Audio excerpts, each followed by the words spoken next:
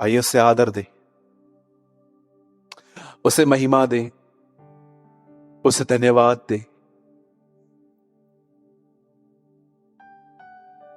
प्रकाशित वाक्य में लिखा है, उससे डरो और उसकी महिमा करो, क्योंकि मेमने के क्रोध का दिन आ गया है।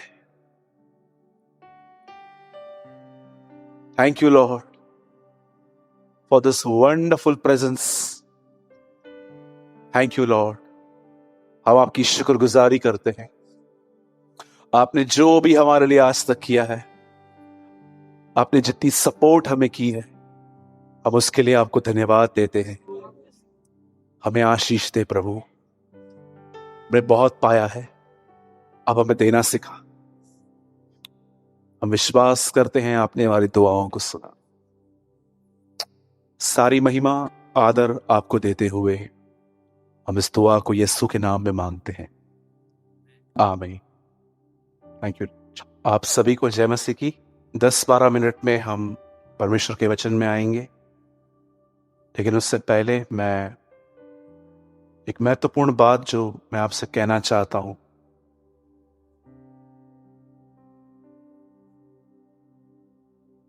और मैं चाहता हूं आप सभी इस बात पर ध्यान दें।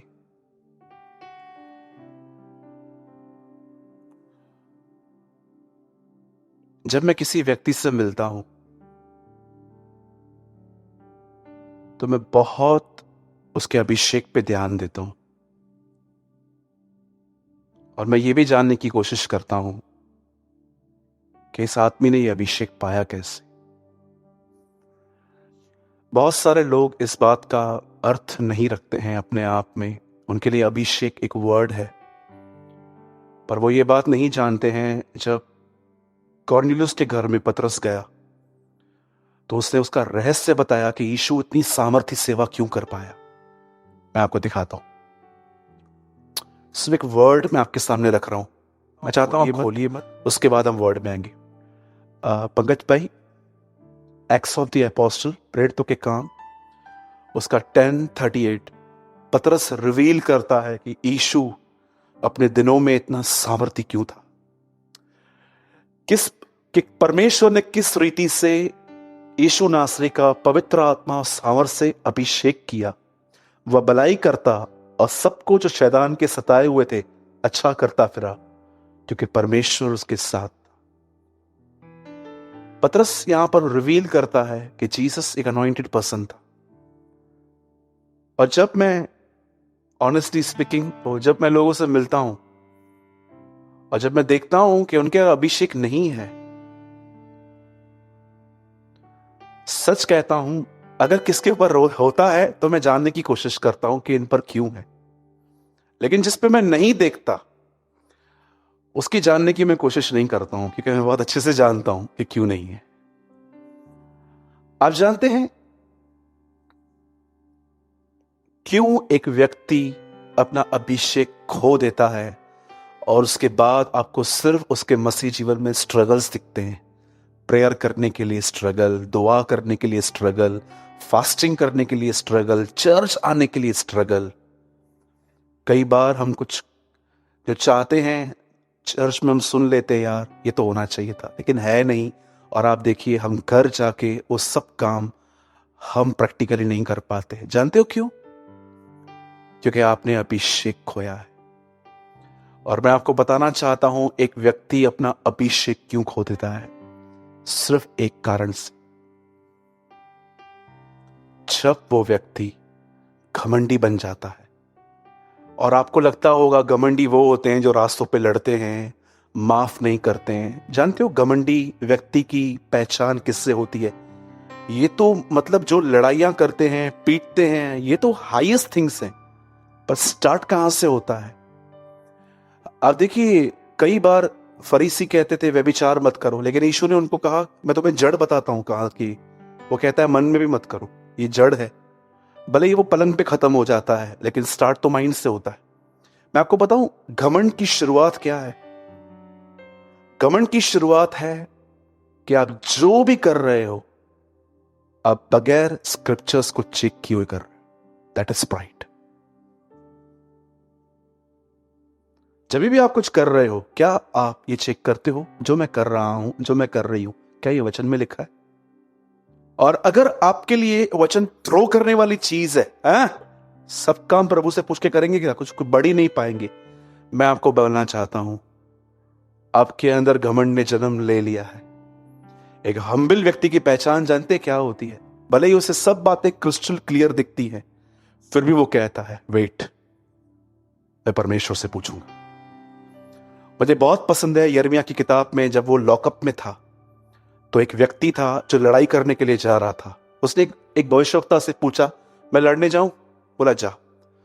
पता नहीं क्यों उसे रास्ते में क्या हुआ, और उसने पूछा, क्या यहां पर यहोवा का कोई भविष्यवक्ता है? और उन्होंने कहा, हाँ एक है, बंद है इन दिनों में वो अंदर। और वो उनसे पूछने के लिए गया, और जैसे उसने यिर्मयाह से पूछा, यिर्मयाह मैं लड़ने जाऊं, क्या होगा? यिर्मयाह ने कहा, तू आज ही मरेगा। यू नो ईगो की पहचान है ये। यीशु मसीह मुर्दों में से जी उठने के बाद आज पिता के दाहिनी ओर बैठा है। और जानते हो, पौलुस कहां भी नहीं लिखता कि वो इसलिए बैठा है क्योंकि वो बेटा है, पर वो कहता है वो इसलिए बैठा है क्योंकि वो दीन हुआ था, वो नम्र हुआ था। आज मैं आप में से हर व्यक्ति से पूछना चाहता हूं, मैं जानता हूं आप सब चर्च में बहुत हम्बल होते हैं, पर मैं आपसे पूछना चाहता हूं, क्या आप सच में हम्बल हैं? मुझे लगता है ये दोनों ट्विंस हैं। मैंने रिसेंटली ट्विंस बच्चे देखे, कहां पर, उनको नाम मैंने दिया, मुझे उन लोगों ने कहा कि आप इनके नाम रख दो, तो मैंने उनके नाम रखे। आप जानते हो, नम्रता और अभिषेक ट्विंस हैं। जहां छोटा होगा वहां बड़ा भी होगा, ये दोनों कभी अलग अलग नहीं होंगे। जिस दिन आपके अंदर से नम्रता गायब हुई, उस दिन आपके ऊपर से अभिषेक भी गायब होगा। इसीलिए बहुत औसम वे से लिखा गया है, और पाकरूह यीशु पे उतरा और उस पे ठहर गया। क्यों? क्योंकि नम्रता ठहरी हुई थी। मैं फिर से कहता हूं, पहले से पहले अपनी रॉन्ग पिक्चर निकाल दीजिए। आहिस्ते हाथ जोड़ना, आहिस्ते प्रेज द लॉर्ड कहना, हर एक को झुककर प्रेज द लॉर्ड कहना, ये किसी को आदर देना है, ये नहीं दर्शाता कि आप नम्र हो।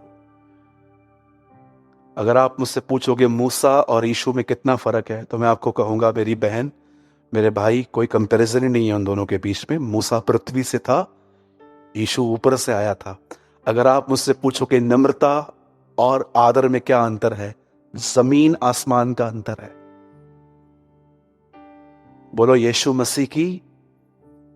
जरा सोचिए, आप एक ईगोस्टिक पर्सन तो नहीं है?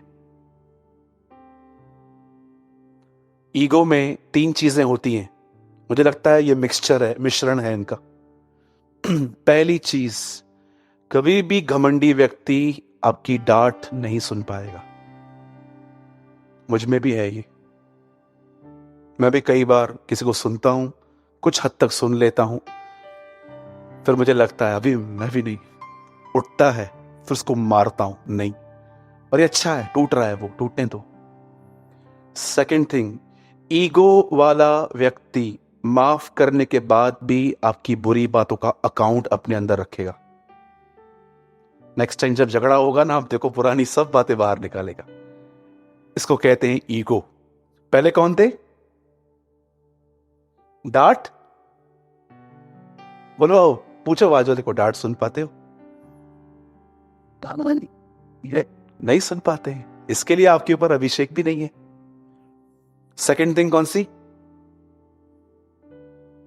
अंदर मस्त लेटर बॉक्स में, जैसे बॉक्स में पड़े रहते हैं डब्बे, वैसे उनके अंदर पड़ा रहता है, 2 साल के बाद भी निकालेंगे। और तीसरी चीज, अब जो मैं कहूंगा उस पर ध्यान देना,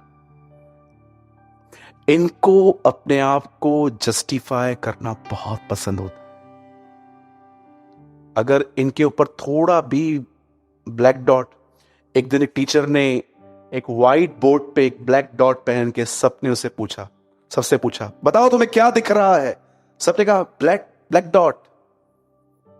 उससे कहा, किसी को व्हाइट बोर्ड नहीं दिखा? किसी को नहीं दिखा, लेकिन ब्लैक डॉट सबको दिखा। यू नो, मैं आपको बताना चाहता हूं अपनी एक और गलती। कोई समय था, मैंने अपना अभिषेक पूरी तरह से खो दिया था, पूरी तरह से। मैं बाइबल पढ़ता था, पर बाइबल मुझ पर रिवील नहीं होती थी। मैं पढ़ता था, जोर लगा के पढ़ता था, प्रभु कुछ तो बात कर, कुछ तो बात कर। फिर मुझे स्ट्रेस होता था बाइबल पढ़ते पढ़ते। फिर मैं सोचता था मैं पापी हूं, मेरी प्रेयर लाइफ ढीली है, ये है वो है। जबकि मैं भूल गया था कि बाइबल इस तरह नहीं। बाइबल बताती है, बाइबल को समझने के लिए हमें ज्ञान और प्रकाश की आत्मा मिली है। आपको क्या लगता है, आपके जोर देने से आपको वचन समझ में आएगा? जो नहीं पढ़ते हैं, मैं उनकी तो बात ही नहीं कर रहा हूं, वो तो कोमा में है, वो तो जिंदा लाश है आज। लेकिन मैं उनकी बात कर रहा हूं जो पढ़ते हैं। आप जानते हो आपको सब चीजें कौन सिखाता है? इवन बिजनेस करना भी। आप पढ़ सकते हैं, व्यवस्था में लिखा गया है, मैं ही तुम्हें धन को कमाने की शक्ति और बुद्धि देता हूं। आपको पता है, परमेश्वर आपको बिजनेस करने के लिए भी अनॉइंट करता है, अभिषेक देता है। अगर आप नहीं जानते हैं कि आपको सब बातें, अगर आपको लगता है कि आपने जॉब पे 1 साल के अंदर इतनी प्रोग्रेस किया है, या आप स्पिरिचुअली बहुत आगे बढ़े हो, अगर आप ये नहीं जानते हो कि आप कैसे बड़े हो, अगर आपको लगता है यू आर इनफ इंटेलिजेंट इसलिए हुआ है, तो ये आपकी गलत फहमियां भी हैं, ये आपका घमंड भी है। पंकज भाई, मैं एक वर्ड, आप मत खोलिए, एक वर्ड लगाइए, 1 जॉन पहला यूहन्ना उसका 2 और 27वां वचन। जरा देखिए यहाँ पर, जिन लोगों ने ये वर्ड कभी पढ़ा नहीं है, क्योंकि बहुत सारे लोग सिर्फ सुसमाचार पढ़ते हैं, पत्रियां नहीं पढ़ते हैं, तो वो इस वचन तक पहुंच ही नहीं पाते हैं। और तुम्हारा वह अभिषेक जो उसकी ओर से किया गया है तुम में बना रहता है, और तुम्हें इसका प्रयोजन नहीं कि कोई तुम्हें सिखाए, वरन जैसा वह अभिषेक जो उसकी ओर से किया गया है तुम्हें सब बातें सिखाता है।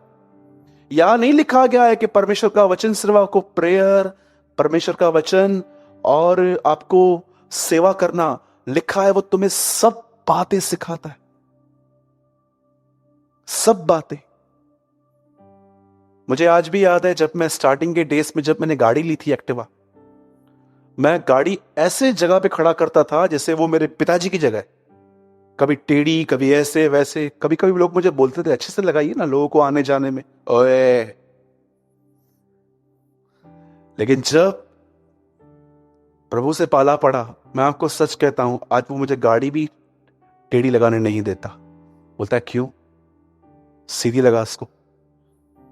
मैं आपको बताना चाहता हूं, वो आपको सब बातें सिखाएगा, वो डिसिप्लिन टीच करेगा आपको।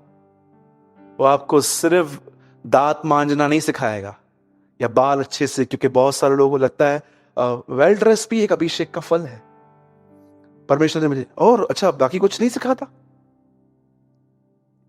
मैं फिर से कहता हूं, घमंड को अपने अंदर, कितने लोगों ने यह वचन पढ़ा है, जब उन्होंने उसे राजा बनाना चाहा तो वहां पर ठहर गया। हम तो ठहर जाएंगे, ले आ जो चाहिए ले आ, कंडी वंडी पा रहा है उस आगे नोटंजू। लेकिन जानते हो यीशु के लिए क्या लिखा है? वो भाग गया। कितने लोग हैं मुझे बताइए, जब आपको कोई सराहता है, क्या खाना बनाया था भाई, तू क्या काम करता है भाई, आप भागते हैं वहां से। यीशु फिजिकली भागा था, अगर आप चाहो तो फिजिकली भी भाग सकते हो, ये बोल के कि मैं आ रहा हूं। पर कितने लोग हैं उस टाइम पे से अनसुना कर देते। अरे कई लोगों के तो मन में 3-3 4-4 दिन बातें चलती है, मेरे को कहा, मेरे को कहा, मेरे को कहा, मेरे को कहा, मेरे को कहा, मेरे को कहा, गीत चलते रहते हैं। एक बार मुझे किसी ने अप्रिशिएट किया था, प्रभु मेरा गवाह है, मुझे सारी रात नींद नहीं आई थी। मैं इतना नींद में ऐसे आसमान की तरफ देख रहा था,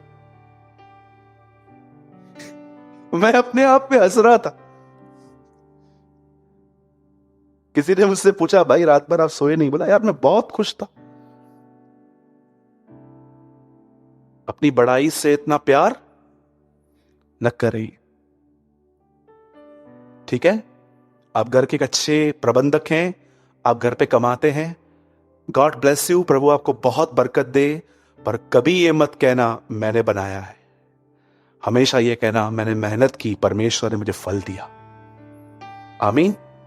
कितनी बहनें हैं मुझे सच बताइए, अगर आपके हाथ से एक अच्छी डिश बन जाती है तो आप रियली किचन में जाके प्रभु को ये कहते, किसने बनाया?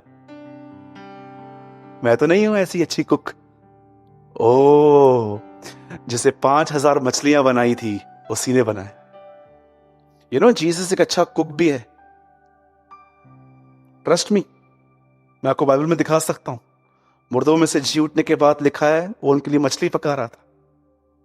इस हॉल में उससे बढ़कर कोई अच्छा खाना बना ही नहीं सकता, लेकिन वो इतना दयालु है, आपके अंदर रह के आपके हाथों से बनाता है और आपको क्रेडिट भी दे देता है।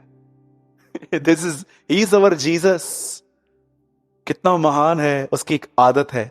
कैसे हमारी आदत है बातों को बढ़ा चढ़ा के लोगों को बताने की, ऐसा हुआ वैसा हुआ। जानते हो उसकी आदत क्या है? सब कुछ करके छुप जाता है और आपको आगे भेज देता है। और वो हमेशा बेचता रहेगा अगर आप भी छुपते रहोगे तो। लेकिन जिस दिन वो आपको बेच दे और आप भी खड़े हो जाओगे, फिर वो आपको छुपा देगा। अब ये घमंडी बन रहा है, ठीक है। अभिषेक का दुश्मन कौन है? बोलो बाजू वाले को, घमंड। नम्र बने रहें, हमेशा नम्र बने रहें, जमीन से जुड़े रहें। जितना प्रभु आपको पब्लिकली उठाए ना, उतना नीचे होना। कभी अपने आप को इंपॉर्टेंट मत समझना कि मेरे जाने के बाद ये कैसे चलेंगे। बहुत लोग सोचते थे चल रही है दुनिया, राइट। कभी भी ये मत समझना कि मेरे जाने के बाद इनका क्या होगा वगैरह वगैरह। जी नहीं, ये आपका प्राइड है। कभी आपने इस बारे में सोचा कि नूह जब बोट से उतरा तो उसने ड्रिंक करके कपड़े क्यों उतार दिए थे? टेल मी।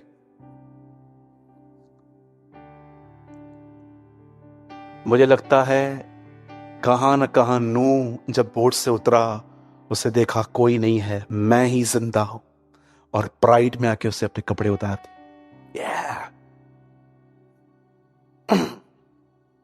ओके। अभिषेक चाहिए तो क्या करना चाहिए? बोलिए, मट्टी से जुड़ा होना व्यक्ति चाहिए, ठीक है। चलिए, एक बहुत ब्यूटीफुल वर्ड जो मुझे प्रभु ने आपके लिए दिया है, आज वो मैं आपके साथ शेयर करूंगा। हम सब खोलेंगे आज यूहन्ना का 8वां अध्याय, जॉन चैप्टर 8। अगर आप उर्दू पढ़ते हैं तो यूहन्ना की इंजील और उसका 8वां बाब। सबने खोल लिया यूहन्ना का 8वां?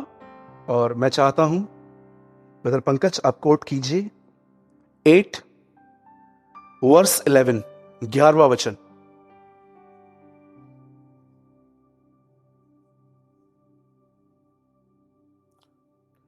इसे इंग्लिश में भी हमें पढ़ना पड़ेगा तो ही आप ये समझ पाएंगे। मैं हिंदी में पढ़ लेता हूं।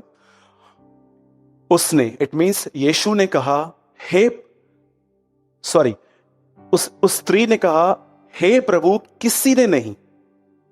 बता एक काम कीजिए, 10 से लगाइए, ऊपर क्वेश्चन होगा। यीशु ने सीधे होकर उससे कहा, हे नारी, वे कहां गए? क्या किसी ने तुझ पर दंड किया गया नहीं? 11। यीशु ने कहा, उसने कहा, हे प्रभु, किसी ने नहीं। यीशु ने कहा, मैं भी तुझ पर दंड की आज्ञा नहीं देता, जा फिर पाप न करना। ब्रदर इंग्लिश खाली 11 लगाइए। She answered, no answer. Then Jesus said, I don't जज यू। ब्रदर केजीवी लगाइए। Neither do I condemn thee. Condemn, ये वर्ड पढ़िए इसको जोर से। प्लीज आप इसे समझने की कोशिश करें। आज बहुतों की जिंदगी में ये एक बॉन्डेज है। आप जानते हैं यहां पर क्या लिखा गया है? आप ध्यान, आराम से ध्यान दीजिए। अभी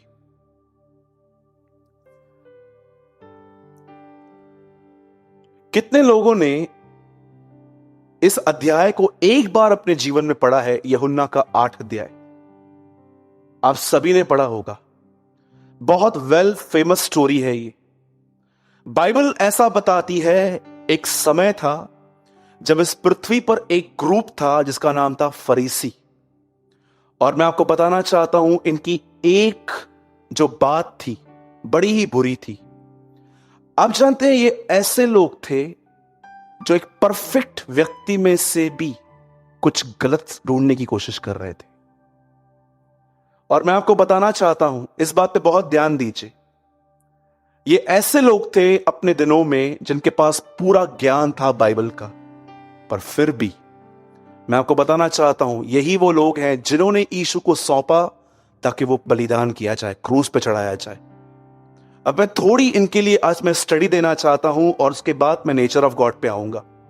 बाइबल ऐसा बताती है, एक समय था, यीशु एक प्लेस पे थे, एक स्त्री, आप जानते हो ये किस अवस्था में पकड़ी गई थी? शायद, सॉरी मैं बहनों की प्रेजेंस में ये कह रहा हूं, ये स्त्री बैग से पकड़ी गई थी। लिखा है हमने इसे व्यभिचार करते पकड़ा है। जरा सोचिए उस लेडी की हालत क्या होगी जिसको रंगे हाथों पकड़ा उन्होंने और सीधा उसको पकड़ के यीशु के सामने लेकर आ गए।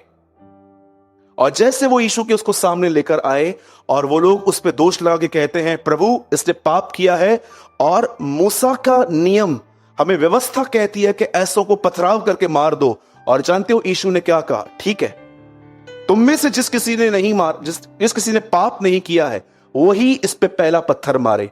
अब मुझे एक बात बताइए, मुझे बाइबल के अंदर एक ही प्लेस मिली जहां पर फरीसी मुझे ईमानदार दिखे, बाकी मुझे कहीं पर ये ईमानदार नहीं लगे। मैं आपको बताना चाहता हूं, ये बाइबल का एक ऐसा चैप्टर है जहां पर आप फरीसियों में एक चीज देखोगे, वो उस दिन ईमानदार बने। जैसे यीशु ने उनको कहा, तुम में से जिस किसी ने पाप नहीं किया है वो उसे पहला पत्थर मारे। और आप जानते हो उन सबों को अपने अपने गुनाह याद आए।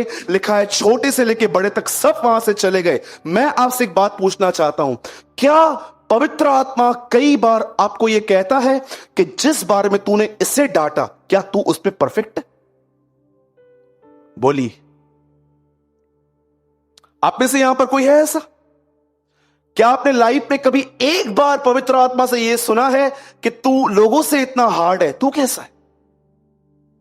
आप जानते हो बाइबल क्या बताती है? यीशु ने उनको कहा कि तुम में से जिस किसी ने पाप नहीं किया वो पहला पत्थर मारे।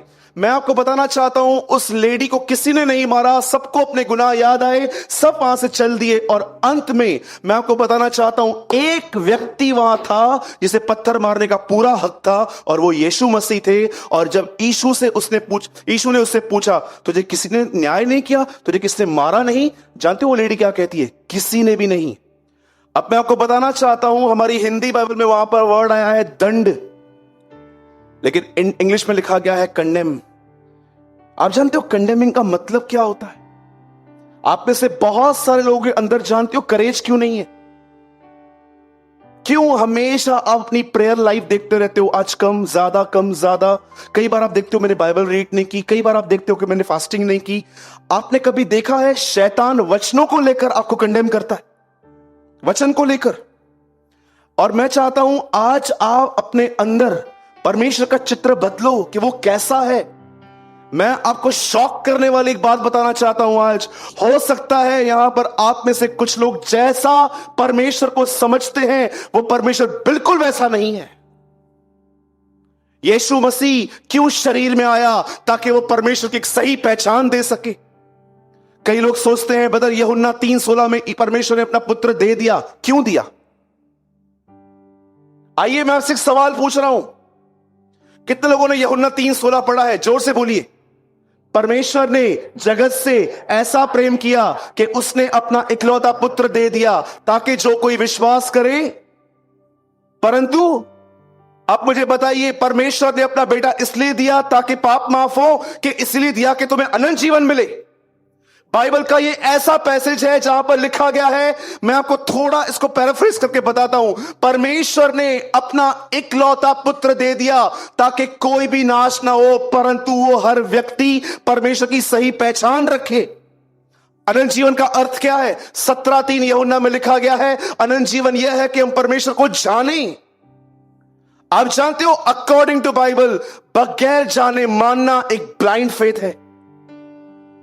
अगर आप में से कोई परमेश्वर को मानता है पर आपने जाना नहीं है, मैं आपको लिख के दे सकता हूं, एक दिन आप छोड़ दोगे उसको। बाइबल कहती है पहले जान लो वो कौन है। इस स्त्री के सामने यीशु ने, जानते हो, अपनी पहचान क्या रखी, और यही पहचान अपने अंदर रखो। अदरवाइज मैं आपको सच कहता हूं, वचन आपको कंडेम करेंगे। कई बार आप दुआ करोगे ना, आप में फेथ ही नहीं होगा। जानते हो क्यों? आप अपने आप में सोचोगे मेरी क्यों सुनेगा, मैं तो प्रेयर नहीं करता हूं, मैं तो बाइबल भी नहीं पढ़ता हूं, मैं तो चर्च भी लेट जाता हूं, मैं ये करता हूं वो करता हूं। कितनी अजीब बात है ना, वचन को लेकर आपको कंडेम किया जाता है। मैंने बहुतों को देखा है, मैं उनको बोलता हूं ब्रदर आप कैसे हैं? ठीक हूं। आप सेवा करोगे? मैं सेवा करूं? क्यों? आपको करनी चाहिए। ब्रदर मुझसे रोज पाप होता है। आपने देखा शैतान वचनों को लेकर आपको कंडेम करता है। कई लोग आप देखो पास्टर्स की प्रेयर पे डिपेंड रहते हैं। अगर आप उनको बोलोगे ना आप खुद प्रेयर करो ना, मेरी सुनेगा? जानते इसको क्या कहते हैं? Condemning spirit. अब ध्यान दीजिए जो मैं कह रहा हूं, ताकि आप सेल्फ कंडेमनेशन से बाहर आ सके। सुनिए, बाइबल बताती है एक बाप था जिसकी 2 औलादें थी, दोनों बेटे थे। ऐसा लिखा गया है कि छोटे ने कहा कि मुझे मेरी संपत्ति का हिस्सा दे दे। आप जानते हो बाप इतना ऑनेस्ट था, इतना लॉयल था, बड़े ने मांगा नहीं था तो भी दे दिया उसको। लिखा है उसने उनको दे दिया। और जानते हो हुआ क्या? ऐसा लिखा गया है कि छोटे ने सब कुछ लेकर वो दूर देश को चला गया और सब कुछ उड़ाकर, जब उसकी हालत ऐसे हो गई कि लिखा है उसे सूअर के साथ खाना खाना पड़ रहा था। आप जानते हो उसको नौकरी क्या मिली वहां पर फॉरेन में? सूअरों को चराना। इसका मतलब एवरी डे वो अपने मालिक से रोटी लेता था और सूअरों को देता था, ये उसकी जॉब थी। और ऐसे दिन आए उसके जिंदगी में कि कभी कभी वो सूअरों में इसकी जो फलियां होती हैं उनमें से वो खुद भी खा लेता था। ऐसी हालत हो गई। और एक दिन उसे ऐसा लगा कि शायद मैं अपने बाप के घर में अगर एक मजदूर की तरह होता ना तो मैं इससे ज्यादा खुश होता। और ऐसा लिखा गया कि उसने निर्णय लिया कि वो वापस लौटेगा। अब मैं आपको एक बताना चाहता हूं, जैसे उसे ये डिसीजन लिया कि वो वापस लौटेगा, आप में से कितने लोगों ने बाइबल के अंदर ऑब्जर्व किया है? पूरी बाइबल के अंदर आप कहां भी पुराने और नए नियम में नहीं पढ़ोगे प्रभु दौड़ा। सिर्फ एक यही जगह है जहां पर लिखा है गॉड रन। परमेश्वर दौड़ा। क्यों दौड़ा? अपने बेटे का न्याय करने कि अपने बेटे को रिसीव करने? जरा सोचिए। मैं हैरान हो गया। मैंने सोचा प्रभु यीशु आप ये स्टोरी क्यों बता रहे थे? क्योंकि फरीसियों ने परमेश्वर का चित्र लोगों में बिगाड़ दिया। उन लोगों ने उनके सामने एक ऐसा परमेश्वर रखा था कि जो हमेशा सिर्फ एक ही मांग करता है, पवित्र बनो, सिद्ध बनो, कुछ भी हो जाए, प्रेयर लाइफ होनी चाहिए, बाइबल स्टडी होनी चाहिए, उपवास होना चाहिए। ये नहीं करोगे मैं किसी बात में तुम्हारा साथ नहीं देने वाला हूं। यू नो, डेविल आपके सामने इस तरह का चित्र रखेगा। ऐसा लिखा गया है कि जब बेटा आ रहा था, लिखा है बाप दौड़ा और सीधा उसको गले लगाया। हम पुरानी वाचा में नहीं रहते हैं जहां मूसा से कहा गया जूतियां उतार, फिर आ गया। ये पवित्र भूमि है। परमेश्वर ने उस बाप ने उसको गंदे कपड़ों के साथ एक्सेप्ट किया और लिखा है उसे गले लगाया। और जानते हो उस दिन सबसे ऑसम थिंग क्या हुई उस लड़के के हाथ? आप जानते हैं वो सेवक नहीं बना, वो बेटा बना रहा। आप में से कितने लोग इस ऑसम स्टोरी में एक बात पढ़ चुके हैं? ये स्टोरी विशेष किन लोगों के लिए लिखी गई है आपको पता है? ये उन लोगों के लिए लिखी गई है जो एक समय था खुदा के पास आए थे, लेकिन एक समय ऐसा भी था जब वो बैकस्लाइड हो गए। और प्लीज अपने अंदर बैकस्लाइडिंग की इमेज चेंज करो। आप ये मत सोचो कि बैकस्लाइडिंग का मतलब होता है एक व्यक्ति चर्च छोड़ के चला जाएगा और गंदगी में रहेगा। याद रखना, कलीसिया के अंदर भी ऐसे लोग रहते हैं जो सालों से यहां बैठे रहते हैं पर उनको प्रभु में बढ़ने में कोई इंटरेस्ट नहीं है। They are a बैकस्लाइडर्स। बैकस्लाइडिंग का मतलब क्या होता है? जहां पर आपकी उन्नति थी प्रतिदिन वहां से पीछे हटना, इसे बैकस्लाइडिंग कहते हैं। कभी आपने सोचा यीशु ने क्यों कहा लूत की पत्नी को स्मरण करो? आदम की पत्नी को नहीं प्रभु, नहीं उसको नहीं, पोतीपर की वाइफ को नहीं, उसको भी नहीं, अहाब की पत्नी इजबेल को नहीं, उसको भी नहीं, दलीला को तो याद करें जिससे पाप बिगड़ाया, उसको भी याद मत करो। तो किसे याद करें? सिर्फ लूत की पत्नी को। ऐसा उस बहन ने क्या किया था कि प्रभु ने कहा उसे याद रखो, मैंने उसे आगे बढ़ने के लिए कहा था। वो पीछे देख रही थी, डायरेक्शन चेंज कर दी उसने। आप जानते हो, अगर आप में से यहां पर कोई भी व्यक्ति यहां ऐसा बैठा है कि कोई समय था जब 1 मिनट के लिए अपने आप में आइए। आज मैं आपसे विनती करता हूं, मेरे भाइयों मेरी बहनों, जो भी लोग यहां पर बैठे, 1 मिनट के लिए अपना ध्यान सारी बातों से हटाइए। सिर्फ इतना सोचिए, एक समय आप क्या थे। सोचिए आपकी पुरानी बाइबल के बारे में। आपकी पुरानी बाइबल कैसे थी? इतनी टिकिंग थी उसमें, इतना आपने उसको रगड़ा था, आपके पेज इतने पतले हो गए थे। आप अच्छे से जानते हो आप कैसे थे, कैसे आप थे। आपको कोई बोलता नहीं था। आप एक ऐसे व्यक्ति थे जो दुआओं में रहते थे, जो गीतों में रहते थे।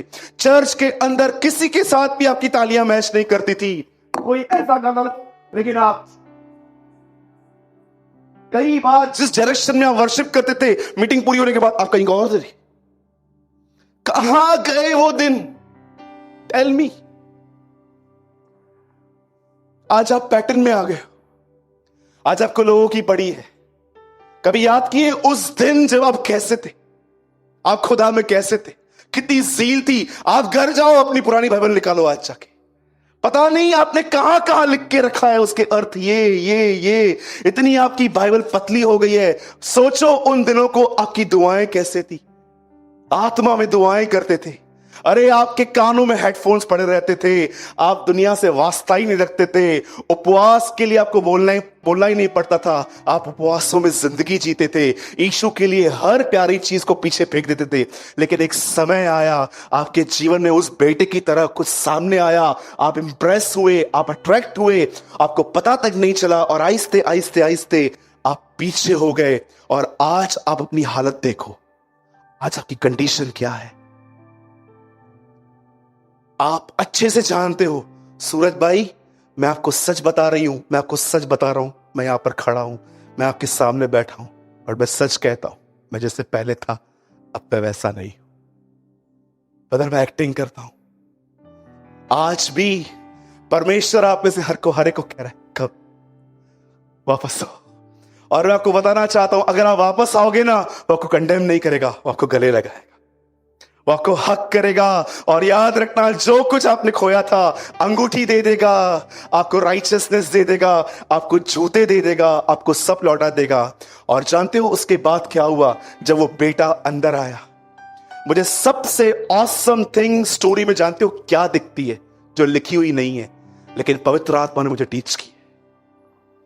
जानते हो सबसे ऑसम थिंग क्या है स्टोरी में? एक चीज, उससे नहीं पूछा गया पैसे कहां है। उससे नहीं पूछा गया तो किधर था। उससे नहीं पूछा गया भूख लगी है, वापस आया है। कंडेम करने का एक वर्ड शामिल नहीं था उसकी कन्वर्सेशन में। पढ़ के देखिए, सिर्फ इस बात की खुशी थी कि लौट आया है, सिर्फ इस बात की खुशी थी वापस आ गया है, सिर्फ इस बात की खुशी थी जो मर गया था वो जी उठा है। आप जानते हो जैसे वो आया, उसको गले लगाया, और देखिए जब वापस आया बड़ा। आप जानते हो कभी कभी आप में से कुछ लोग चर्च छोड़ के चले जाएंगे, वापस आएंगे ना, कुछ भाई बहन आपको ऐसे देखेंगे, परमेश्वर नहीं देखेगा। जब वो वापस आया तो बड़ा बेटा जब वापस आया, वो क्या बोलता है? अरे, और देखो झूठ कैसे बोलता है। बोलता है मैंने तो आपसे कुछ नहीं मांगा है। अरे मांगता क्या, मिला है ना तेरे को स्टार्टिंग में ही, उसको दे दिया तो तेरे को भी दे दिया था ना मैंने।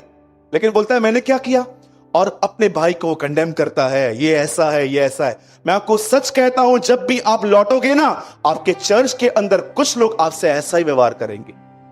लेकिन मैं आपको बताना चाहता हूं, चर्च के अंदर जो परमेश्वर है वो ऐसा नहीं करेगा।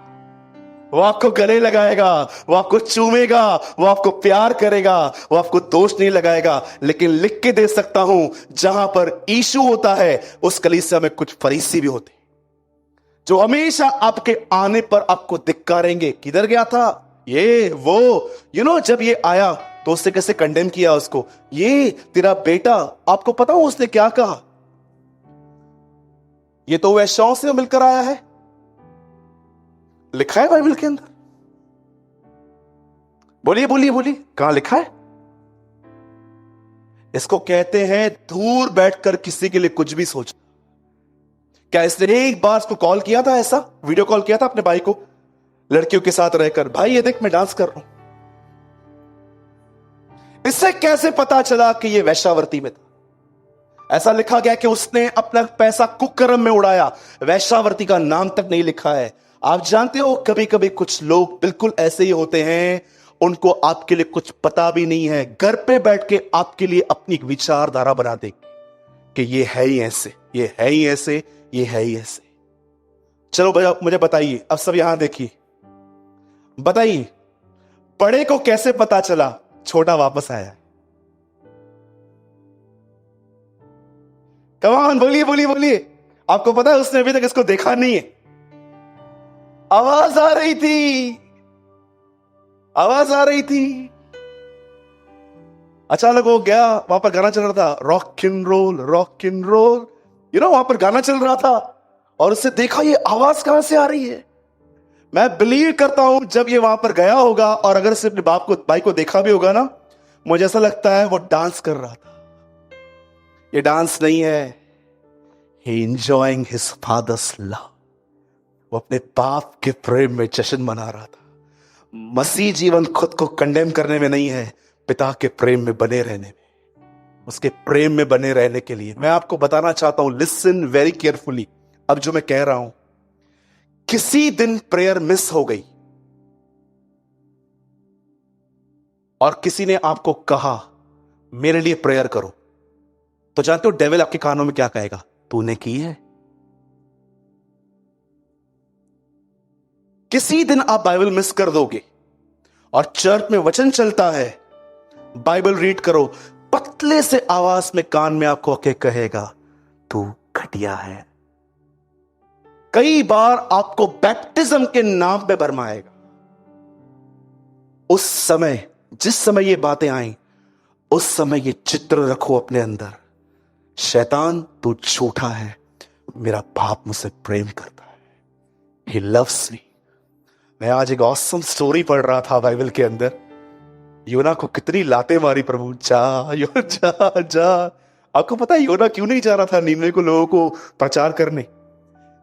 पहले अध्याय में प्रभु उसको बोलता है जा नीनवे के विरुद्ध प्रचार कर, और आप जानते हो बाड़ा देख के कहीं और चला गया, और लिखा है सो गया।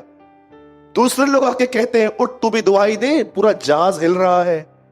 कभी कभी आपको अन्य जातियों से, कभी कभी हमसे ज्यादा अन्य जातियां लोग प्रभु का भय मानते हैं। आपको पता है कितनी शर्म की बात है ना हमारे लिए। उसको आके कहते हैं वेकअप जोना, उठ काम कर, और वो खड़े होकर कहता है, बोलता है तुमको चाहिए ये तूफान शांत हो? हाँ एक काम करो, क्या? मुझे उठा के फेंको सब शांत हो जाएंगे। और जैसे उन्होंने ये किया, मगरमच्छ उसको निगल लिया। और जानते हो उसने प्रार्थना कौन से दिन पे चालू की? बोलो बाजू वाले को, तीसरे दिन पे। 2 दिन क्या कर रहा था?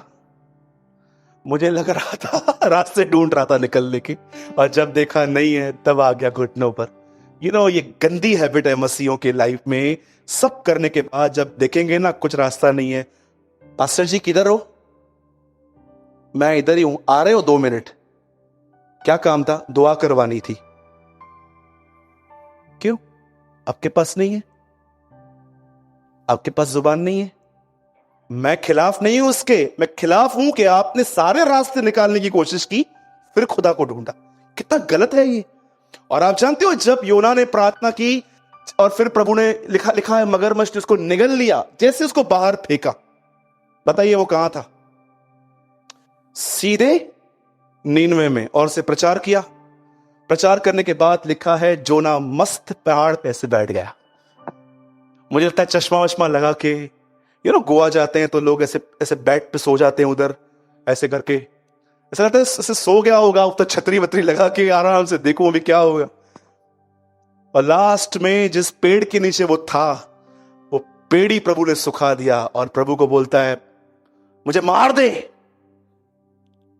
लास्ट में प्रभु से एक बात कहता है, एक पेड़ जो एक रात में उगा खत्म हो गया, तुझे उस पे तरस आता है, लेकिन ये जो मेरे बच्चे जो दाएं और बाएं हाथ का भेद नहीं जानते, मैं उन्हें नाश करूं। जानते हो उसके बाद योना क्या करता है? बोलता है, यही कारण था मैं नहीं आ रहा था। मेरे को पता था तू अनुग्रहकारी, दयालु, विलंब से क्रोध करने वाला, अति करुणामय, करुणा निदान है। मेरे को पता था तू नाश करेगा ही नहीं। आपको पता है, भले ही वो प्रभु की मर्जी से भाग रहा था, but this man knows the nature of God. वो व्यक्ति परमेश्वर के स्वभाव को जानता था। मैं सोच रहा था, प्रभु की नबी आपसे क्यों भाग रहा है? मुझे लग रहा था कि कभी कभी कोई इसको आके बोलता होगा, तू गया नहीं उधर। कुछ नहीं करता है ये, कुछ नहीं करेगा ये। क्या आप ऐसे खुदा को जानते हो जिसे गुस्सा आने में हजारों साल लग जाते? आपको मैं एक रहस्य बताता हूं और उसके बाद आप खड़े हो जाएंगे। आप जानते हो, आप जैसा उसे जानोगे आप वैसे बन जाओगे। अगर मैं आपके सामने एक ऐसा खुदा रख दूं जो सिर्फ डिमांड करता है आपसे, ये कर ये कर ये कर, मैं मदद नहीं हूं, और वो करते रहे, आप ना इतने फ्रस्ट्रेट हो जाओगे। और आपकी फ्रस्ट्रेशन जानते किस पे दिखेगी? ऑफिस में, घर में। इधर कोई फ्रस्ट्रेट नहीं होने वाला है, कोई भी नहीं। चाय लेकर आओ बेटा, गरम गरम सब पे फेंको, कोई कुछ नहीं बोलेगा। मुंह पे गिरा दो, कुछ नहीं बोलेगा। लेकिन घर के अंदर ठंडा पानी फेंक के दिखाओ, आपको गर्म कर देंगे ये लोग। यहां पर बाप रे, ऐसे एक्टर्स बैठे हैं हमारे बीच में, शाहरुख और सलमान को इनसे सीखना चाहिए। आज भी अगर वो लोग यहां पर आए ना, शाहरुख और सलमान खान, हमसे लर्न करके जाएंगे कि क्या दरवाजे से अंदर आके चाल चलन बदल जाता है इन लोगों का। लेकिन यहां से जाने के बाद एक बहुत बड़े व्यक्ति ने हम मसीहों के लिए जानते क्या कहा? बोला, भले ही तुम लोगों की डॉक्ट्रिन सबके अलग अलग है, कोई क्या है कोई क्या है, लेकिन एक काम में तुम सब एक जैसे हो। बोला, कौन से? बोला, पैसों के प्रेम में तुम सब एक जैसे हो। जब बात पैसों की आती है ना, तो झपट के खाते हो एक दूसरे को। ये सच है, बिल्कुल सच है। जब बात पैसों की आती है ना, कौन कौन कौन, सब हम एक। मैं आपको पूछना चाहता हूं, क्या आप एक ऐसे व्यक्ति हो जो परमेश्वर को इस तरह जानते हो कि परमेश्वर कभी मुझ पे कंडेम नहीं करता? मुझे बहुत पसंद है इस बहन को जो यीशु ने कहा, मैं भी तुझे कंडेम नहीं करता। इसका मतलब ये नहीं है मेरी बेटी कि तू अब गुनाह करती रहेगी, जा और फिर पाप मत करना। You know, this a balance. अगर आज परमेश्वर आपको कह रहा है ना कि मेरी बेटी, मेरे बेटे, तूने आज तक जो भी किया है मैं तुझे कंडेम नहीं कर रहा हूं, I love you my daughter, my son. अगर आप सच में इस वचन की इज्जत करोगे ना कि परमेश्वर पिता, मैंने इतना बुरा किया, इतनी आपकी मर्जी के बाद अपने गंदे निर्णय लिए, और उसके बाद भी आप मुझसे प्रेम करते हो, अगर आप सच में उसके इस प्यार की इज्जत करते हो, तो याद रखना, आप जानते हैं आप क्या करोगे? अब आप उसके अनुसार चलोगे। जा और फिर पाप मत करना, he said। हमेशा इस स्टोरी को याद रखना, ये स्टोरी बैकस्लाइडर्स के लिए है।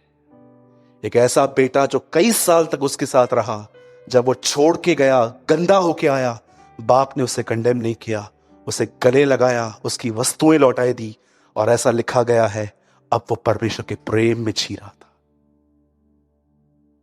कितने लोगों ने पढ़ा है देमास के लिए? देमास का एंड पढ़ा है आपने? पौलुस के साथ एक लड़का घूमता था, देमास व्यक्ति घूमता था। ऐसा लिखा गया है कि देमास ने संसार को प्रिय जान के, पौलुस कहता है, उसे छोड़ दिया हमें।